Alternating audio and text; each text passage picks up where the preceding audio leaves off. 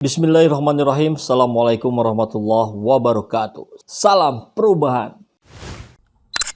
Sahabat semua, di video beberapa hari lalu kita pernah tayangkan tentang OTT KPK Bupati Langkat. Dan kali ini kabar yang tidak kalah mengerikannya dari orang yang sama, dari Bupati Langkat. Ternyata diketahui di dalam rumahnya dia melakukan praktek perbudakan. Nauzubillah min zalik. Kabar ini saya dapatkan dari Kompas. Bupati Langkat namanya aneh nih. Terbit rencana perangin angin. Diduga melakukan kejahatan lain berupa perbudakan di rumahnya. Astagfirullahaladzim.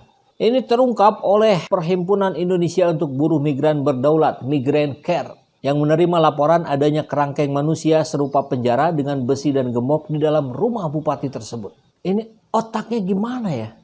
Kerangkeng penjara itu digunakan untuk menampung pekerja mereka setelah mereka bekerja. Dijadikan kerangkeng untuk para pekerja sawit di ladangnya.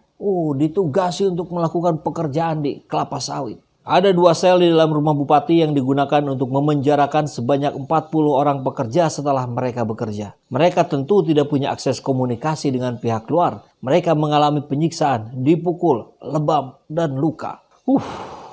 Selama bekerja mereka tidak pernah menerima gaji. Keterlaluan sekali ini. Ya, konon kabarnya di berita yang lain itu adalah sebuah tempat rehabilitasi. Jadi bupati ini punya bisnisan yang lain ya. Biasa bisnis bupati itu kan ya perkebunan, perikanan, atau bahkan bisnis-bisnis yang besar. Tapi ini termasuk bisnis rehabilitasi narkoba. Kok bisa? Masih kurang duitnya.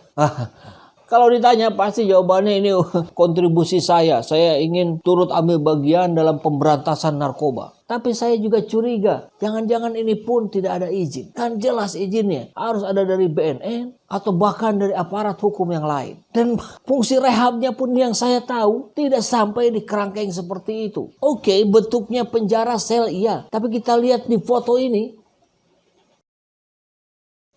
sampai berdiri saja sulit. 40 orang. Dan mereka dipekerjakan untuk kepentingan bupati pribadi. Ini sih jelas hukumannya harus berbeda dengan hukuman dia sebagai pelaku korupsi. Harus ditambahkan. Saya nggak tahu aturan hukumnya bisa tidak ya. Ini karena kan berbeda. Bukan korupsi lagi. Tapi perbudakan. Dan dia dipukuli. Entah sama siapa dipukulnya. Mungkin sama rekan sesama penghuni di sana atau malah oleh bupati tersebut. Tapi kalaupun terjadinya di sana oleh rekan-rekannya, ini tidak mengurangi kebejatan dari seorang bupati Langkat. Masih ada yang seperti ini di Indonesia ya. Ini saya kira menjadi sebuah momen tepat untuk koreksi diri penguasa. Ya, penguasa tertinggi di negeri ini harus melakukan koreksi massal terhadap para pemimpin di bawahnya. Mana revolusi mental? Jauh sekali. Akhlaknya bejat. Jangan-jangan bukan hanya Bupati Langkat yang melakukan ini. Bupati-bupati yang lainnya pun demikian. Kok sampai tidak diketahui pula? Manajemen negeri ini harus betul-betul direvisi. Hancur negeri ini. Pak Jokowi harus tahu persis kejadian ini. Pak Jokowi harus mengerti apa yang sebenarnya sedang terjadi di negeri ini. Kerusakan moral, kerusakan akhlak. Nggak bisa dibiarkan. Ini harus mengambil tindakan yang radikal.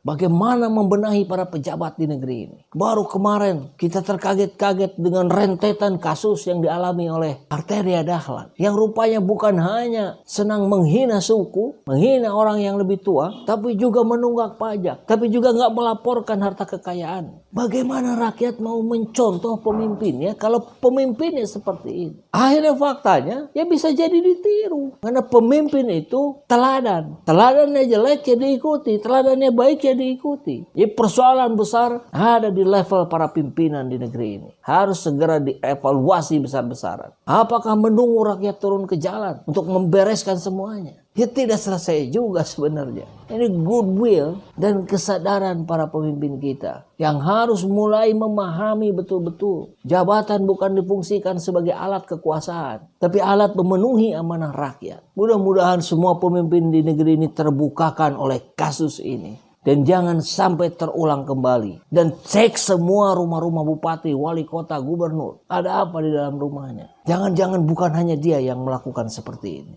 Mungkin saja kan?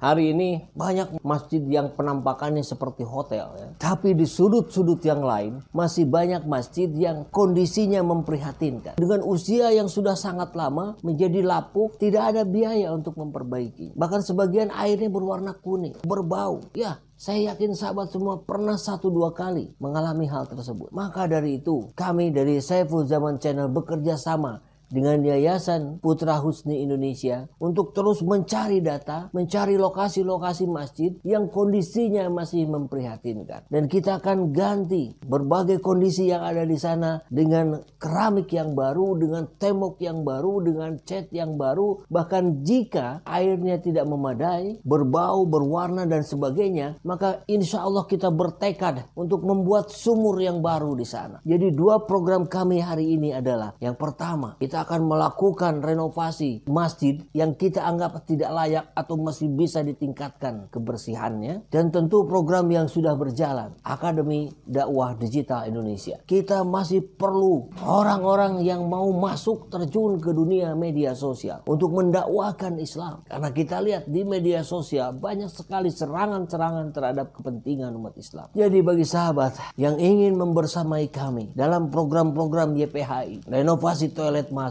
Akademi Dakwah Digital, silakan salurkan donasinya ke rekening yang ada di sini dan silakan mengkonfirmasinya ke nomor yang ada di sini.